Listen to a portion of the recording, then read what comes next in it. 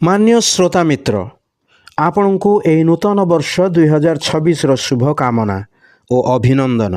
नूतन बा नुआ यही शब्द शुणिले हैं मन आनंदित हो जाए, जेपरिकी नुआ वस्त्र, नुआ घर, नुआ चाकरी, नुआ गाड़ी।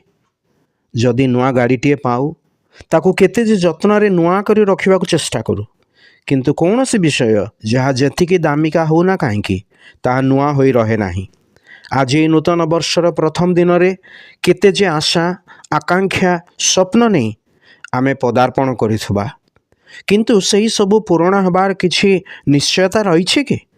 विश्व रे सर्वप्रथम दिन किपरि आरंभ हला ताहा ईश्वरंकर वाक्य पवित्र बाइबल रे आदि पुस्तक 1 अध्यायर 3 रु 5 पदरे आमे एहीपरि पाठ करू।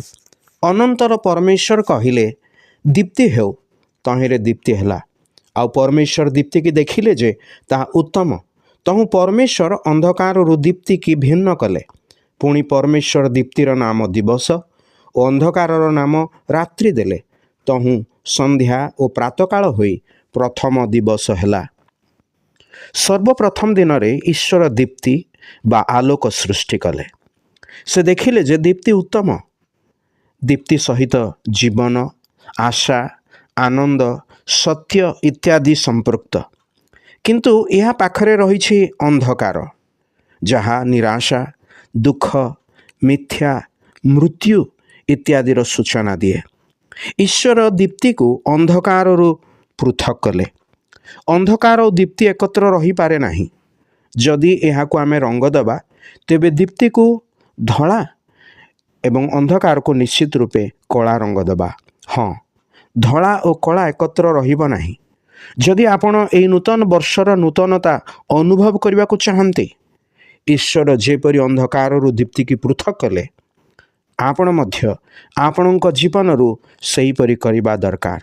सबु प्रकार अंधकार को, अंधकारर विषय को दूर करिबा। यह किपरि संभव? दीप्ति बा ज्योति द्वारा ही संभव। यही कारण 2000 वर्ष तले जगतर त्राणकर्ता प्रभु यीशु ख्रीष्ट यही जगत को आसिथिबा समय रे कहिले, जे केही मोहर ठारे विश्वास करे से जेपरि अंधकार रे बास न करे, एथिपाई मु जगत को ज्योति होई आसीअछि। से आहुरी कहिले, मु जगतर ज्योति, जे मोहर अनुगमन करे से केबे हें अंधकार रे भ्रमण करिब नाही, बरं जीवनर ज्योति पाइब। एही ज्योति को आपण ग्रहण करिबे कि?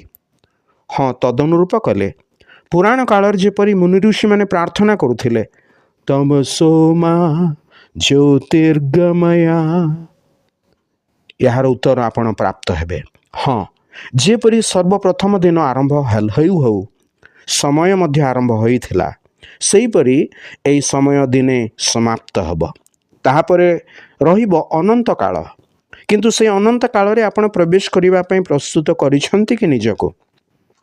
पवित्र बाइबल रे उपदेशक पुस्तक 3 अध्याय 11 पदरे आमे एपरि पाठ करू, परमेश्वर प्रत्येक विषय को ताहार समय रे शोभित करिअछंती, मध्य से सेमानक हृदय रे अनंत काल रखिअछंती। मनुष्य थरे जन्म नहीं एही समय मध्य रे प्रवेश करे, पुणी थरे मृत्युवरण करिब एवं शेष विचारर सम्मुखीन हब।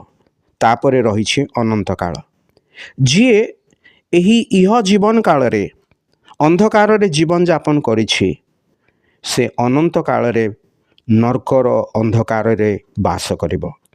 मात्र जिए इह जीवन काल रे ज्योति मनोनीत करी ज्योतिर अनुगमन करिछि, से अनंत काल स्वर्ग रे सुख भोग करिब।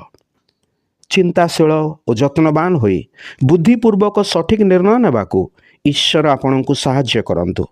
ଏହି ନୂତନ ବର୍ଷ ଆପଣଙ୍କ ନିମନ୍ତେ ଏବଂ ଆପଣଙ୍କ ପରିବାର ନିମନ୍ତେ ଆନନ୍ଦ, ଆଶା ଓ ଆଲୁଅର ବର୍ଷ ହେଉ।